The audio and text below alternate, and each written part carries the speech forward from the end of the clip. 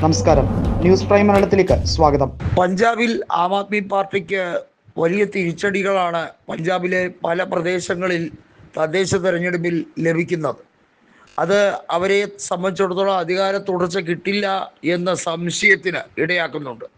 ഭഗവന്ത് സിംഗ് മാനിനെ പരിപൂർണമായി വിശ്വസിക്കാൻ MLA-മാർ തയ്യാറാകുന്നില്ല. പലരും കോൺഗ്രസിലേക്ക് പോകാനായി മുറവിളി കൂട്ടുന്നുമുണ്ട്.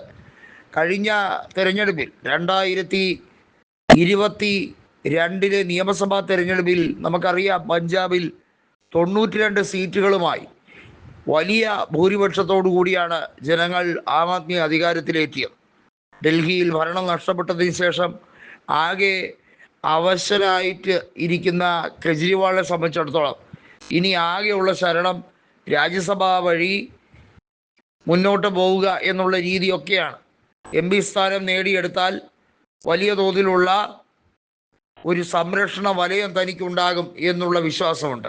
പക്ഷേ ആം ആദ്മി ഏറെ വിശ്വസ്തയോടെ പ്രതീക്ഷയോടെ കൈകാര്യം ചെയ്യുന്ന വിഷയങ്ങളിൽ പലതും അവർക്ക് പാളുന്നുണ്ട്.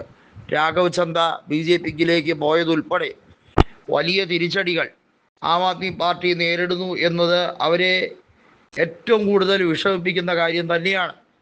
ഇനി വരുന്ന സീറ്റൊഴിവുകൾ, പ്രത്യേകിച്ചും ആം ആദ്മി പാർട്ടിക്ക് ഡൽഹിയിൽ നിന്നും ഒരു MP-യെ തിരഞ്ഞെടുക്കാൻ പറ്റുമോ എന്നുള്ള ചർച്ചയൊക്കെ നടക്കുന്നുണ്ട്.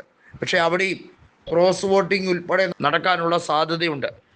ആം ആദ്മിയിലെ 22ഓളം വരുന്ന ഡൽഹി MLA-മാരിൽ പകുതി പേരും കോൺഗ്രസ് നേതൃത്വവുമായി സഹകരിക്കാൻ തീരുമാനിക്കുന്ന രീതിയിലേക്കാണ്. അത്തരത്തിൽ വരുമ്പോൾ ചതിയിലൂടെ വളർന്നു വന്ന ആം ആദ്മി പെട്ടെന്ന് തന്നെ തകരാൻ പോകുന്നു എന്നുള്ളതാണ്.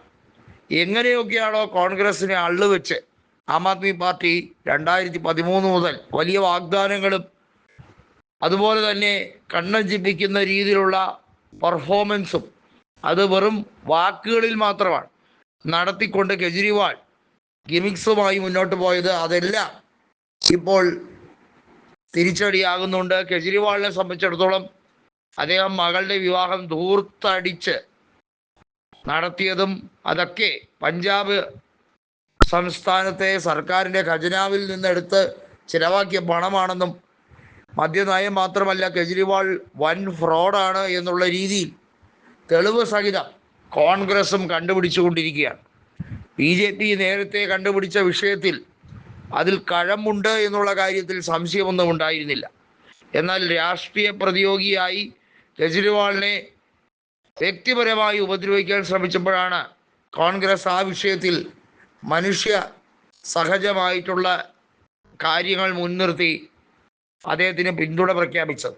എന്നാൽ അദ്ദേഹം ചെയ്ത ചെയ്തികളെ ഒരു കാലത്തും അംഗീകരിക്കാൻ തങ്ങൾ തയ്യാറായില്ല എന്നുള്ളത് മുൻപ് കോൺഗ്രസ് വിട്ട് ആം ആദ്മിയിലേക്ക് ചേരുകയും തിരികെ കോൺഗ്രസിലേക്ക് തന്നെ വന്ന് ചേരുകയും ചെയ്ത കോൺഗ്രസിൻ്റെ ഇപ്പോഴത്തെ ഡൽഹിയിലെ പ്രധാനികളിൽ ഒരാളായിട്ടുള്ള അൽക്കാലാംബയും അതുപോലെ മുൻ കേന്ദ്രമന്ത്രി അജയ് മാക്കാനും ഒക്കെ വ്യക്തമാക്കിയ കാര്യം തന്നെയാണ്.